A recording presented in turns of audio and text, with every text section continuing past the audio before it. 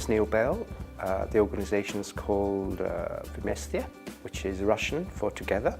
The organisation was created really to experiment with projects, and we began, our first project was really to do with a game on refugees, and that's how it began. It is something that came to us. We realised there's a lot of refugees and migrants in Sweden, and they were coming from Eritrea all of a sudden, and they were in our little village, in our town, in our city of 10,000 people. They were going around in circles.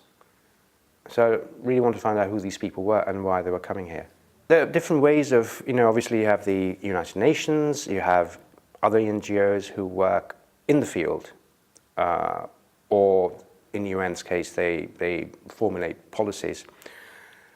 We wanted to create another way to look at this problem, and that was to innovate through games, to make people aware of the refugee situation. That's how we do it. Yeah.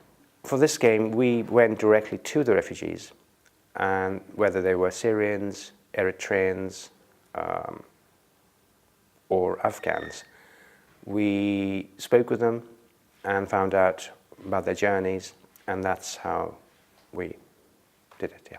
The biggest challenge we have actually faced is the possibility of a refugee leaving, because they have no security.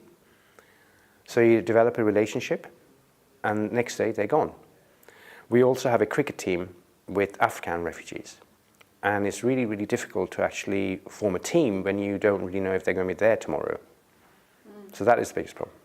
I think we need to think out of the box, and there's I think one should try what's been done already, but try other ways to reach out to the refugees and also to the local public, because that's the most important thing. Because there is no dialogue. It becomes a monologue. Well, we would not be doing it if we didn't feel it was necessary, because no one else is doing what we're trying to do. That's the first thing. Secondly, we speak with the refugees themselves and try and find out what they feel is required.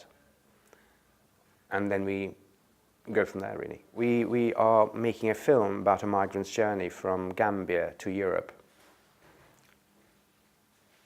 It's laden with problems, especially political, because we could not tell the Gambians that actually we are making a film of a migrant's journey, because they don't want to show that Gambians are leaving their country. So you have to tread a very fine line, and you can't lie because it's wrong. And if they find out, we can't get back to the Gambia, or any other country for that matter. We were in Niger. They certainly didn't want us to be filming there. I think the other problem, big problem, is one could take it that we are taking advantage of the situation. We've thought very hard about this, and it's a very, very fine line, I think, where you benefit from someone else's misery. So what we've done to counteract that is actually if you sell a game, we give a percentage to Médecins Sans Frontières. Next time we probably give money to someone else. We're doing a game right now with an NGO called MOAS, Migrant Offshore Aid Station. And it's an app where you play, you're a player where you get a message from a migrant whose boat is just about to drown, and you have to help them to safety. And we use a live ship tracking API, and it tells you there's a ship close by, and you as a player have to direct the migrant to that ship. I think we've been quite lucky, because we had a grant from the Anna Lindh Foundation for our game, and we produced 2,000 games, and we've given it to how many organizations all over the world. And we are getting requests from professors at universities libraries in England. And what would be most helpful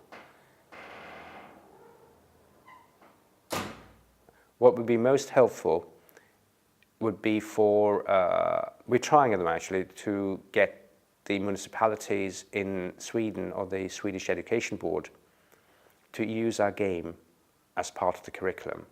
So it'd be really useful if they could help us achieve that. That would be most useful. I think the arts are great because I think artists can think outside the box. Policymakers can't think, they overthink in the box.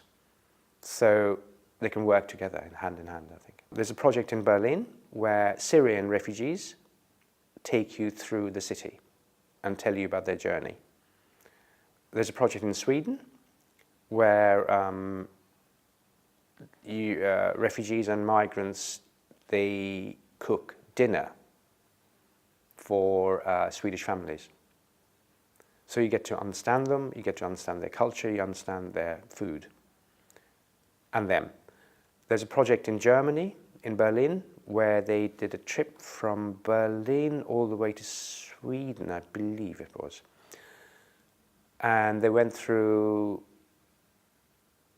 I can't remember which countries, but basically the idea was that they will stop in a place for a week, another place for a week, another place for a week, and then they invited refugees to cook in this sort of caravan.